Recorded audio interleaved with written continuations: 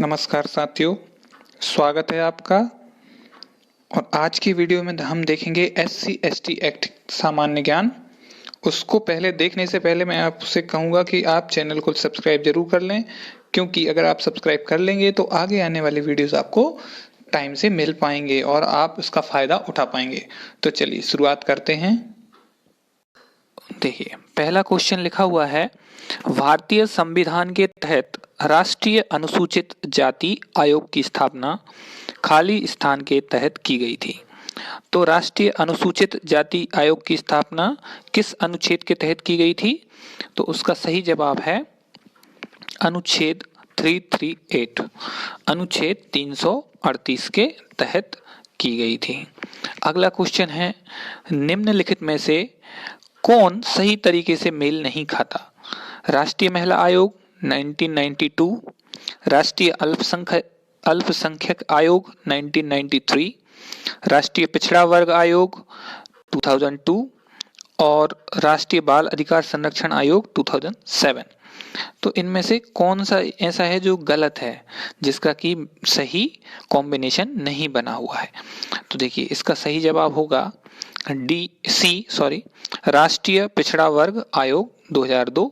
इसका कॉम्बिनेशन सही नहीं है, क्योंकि राष्ट्रीय पिछड़ा वर्ग आयोग का जो है एस्टेब्लिशमेंट हुआ था वो हुआ था आपका 1993 में, है ना। इसका एक्ट कब बना था? 1993 में, और यहाँ पे लिखा हुआ है 2002, तो मतलब ये गलत लिखा हुआ है। ठीक है, तो उसने पूछा था कौन सा मेल नहीं खाता, तो ये गलत है, इसलिए इसको ही सही आंसर हम लगाएंगे। अगला देखिए, निम्नलिखित में से कौन सा संवैधानिक निकाय है ना? ए आपका राष्ट्रीय बाल अधिकार संरक्षण आयोग, बी राष्ट्रीय पिछड़ा वर्ग आयोग, सी राष्ट्रीय अल्पसंख्यक आयोग और डी आपका राष्ट्रीय अनुसूचित जाति आयोग।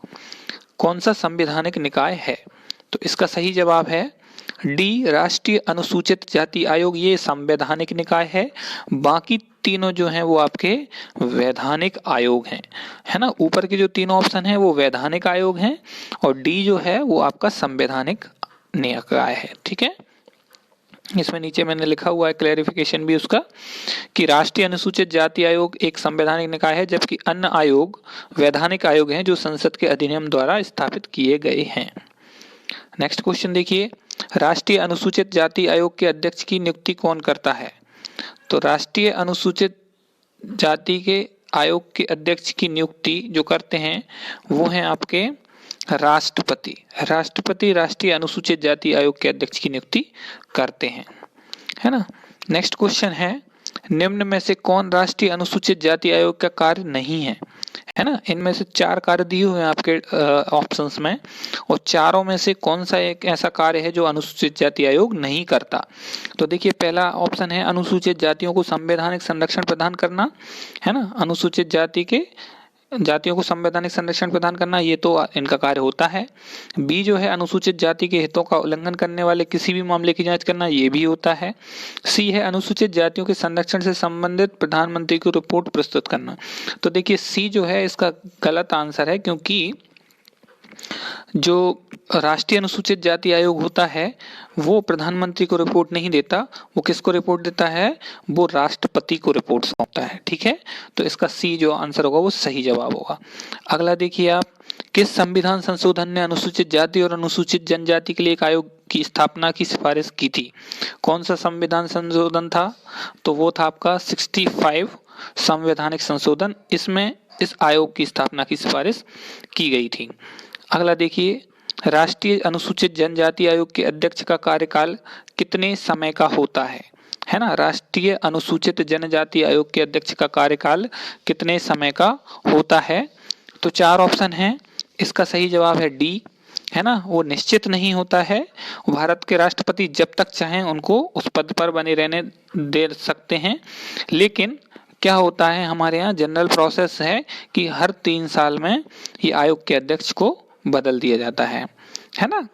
तो इनका लगभग एक जो ट्रेडिशन के हिसाब से टेन्योर फिक्स कर दिया गया है वो 3 साल का है, लेकिन ऐसा कोई उसमें निश्चित नहीं है। अगर राष्ट्रपति चाहें तो उनको 3 से ज्यादा के लिए बना सकते हैं, 3 से कम के लिए भी बना सकते हैं। 8वां क्वेश्चन है, वर्तमान में अनुसूचित जनजाति के लिए राष्ट्रीय आयोग के अध्यक्ष कौन है? तो इनका जो सही जवाब है वो है नंद कुमार साय। अगला क्वेश्चन है, राष्ट्रीय अनुसूचित जनजाति आयोग की स्थापना कब की गई थी? तो इसका सही जवाब है डी, 2004 में इसके आयोग की स्थापना की गई थी। अगला सवाल है आपका, भारतीय संविधान का अनुच्छेद 330 से 342 खाली स्थान में क्या क्या आएगा? ये चारों ऑप्शन दिए हुए हैं आपके पास, ठीक है।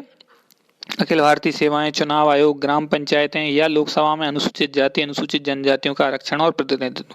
तो 330 से 342 तक जो आती हैं वो आएंगे आपके डी, ये वाली जो अनुच्छेद हैं वो आते हैं, ठीक है। लोकसभा में अनुसूचित जातियों अनुसूचित जनजातियों का आरक्षण और प्रतिनिधित्व। अगला क्वेश्चन है, राष्ट्रपति के द्वारा SC/ST एक्ट को स्वीकृति कब प्रदान की गई थी? तो इसका सही जवाब है 11 सितंबर 1989 को राष्ट्रपति ने इस एक्ट को स्वीकृति प्रदान कर दी थी, है ना। 12वां क्वेश्चन है, SC/ST एक्ट के अंतर्गत अगर कोई व्यक्ति दोबारा अपराध करता है तो न्यूनतम सजा क्या होगी? तो इसका सही जवाब है बी, 12 माह की सजा, मतलब 1 साल की सजा न्यूनतम सजा होती है अगर कोई दोबारा से अपराध को दोहराता है। संविधान के किस अनुच्छेद में अनुसूचित जाति का वर्णन है? तो इसका सही जवाब है डी, 341 में अनुसूचित जाति का वर्णन है। सद्भावपूर्ण तरीके से की गई कार्यवाही जो SC अधिनियम के अधीन रहकर की गई हो के लिए संरक्षण किस धारा में वर्णित है?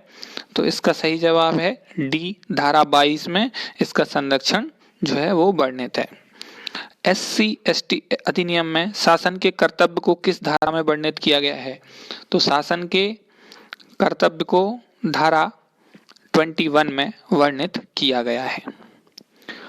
SC/ST अधिनियम से संबंधित नियम बनाने का अधिकार किसके पास है? तो इसका सही जवाब होगा ए, केंद्र शासन के पास इसका अधिकार रहता है।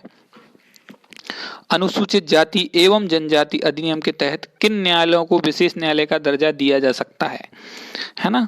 तो इसके लिए ए जो ऑप्शन है, सत्र न्यायालय, इनको विशेष न्यायालय का दर्जा दिया जा सकता है। अच्छा, अनुसूचित जाति एवं जनजाति अधिनियम के तहत अपराध के लिए अधिकतम सजा क्या निर्धारित है? तो इसका सही ऑप्शन है डी, मृत्यु दंड तक अधिकतम सजा दी जा सकती है।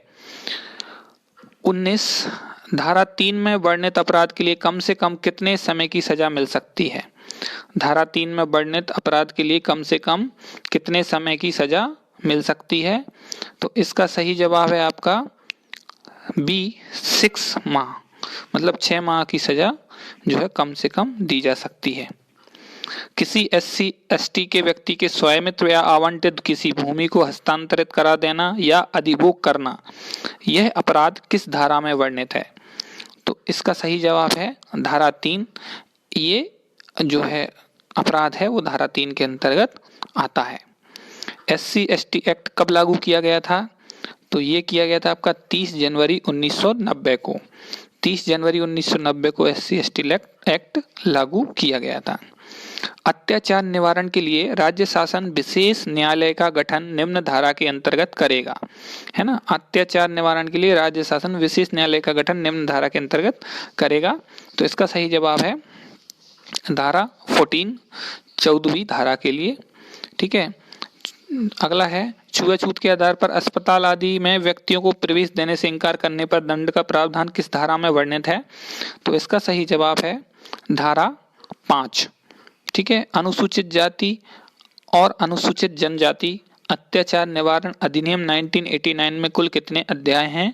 तो इसका आंसर है ए, 5, ठीक है। किसी अपराध के लिए दोष सिद्धि पाए जाने पर धारा 7 के अधीन उस व्यक्ति की संपत्ति का सरकार में सम्मत करने का आदेश कौन देता है? तो इसका सही जवाब है आपका विशेष न्यायालय, ठीक है। अगला देखिए, विशेष लोक अभियोजक के प्रावधान किस धारा में दिए गए हैं? तो इसका सही जवाब है धारा 15 में विशेष लोक अभियोजक के प्रावधान दिए गए हैं। किस धारा के तहत राज्य सरकार को सामूहिक जुर्माना अधिरोपित करने की शक्ति है? तो ये है आपका ऑप्शन सी, धारा 16, ठीक है। अब आते हैं आप अगले क्वेश्चन पे। मध्य प्रदेश सरकार द्वारा अनुसूचित जाति राहत नियम कब बनाए गए? तो इसका आंसर है डी 2015 में ये नियम बनाए गए। 29 क्वेश्चन नंबर 29, SC/ST के किसी व्यक्ति के प्रति अत्याचार अपराध के दोषी वयस्क व्यक्ति को परख अवधि पर, 4 ऑप्शन हैं, छोड़ा जा सकता है, नहीं छोड़ा जा सकता है, राज्य सरकार की अनुमति से छोड़ा जा सकता है, उच्च न्यायालय की अवधि से छोड़ा जा सकता है।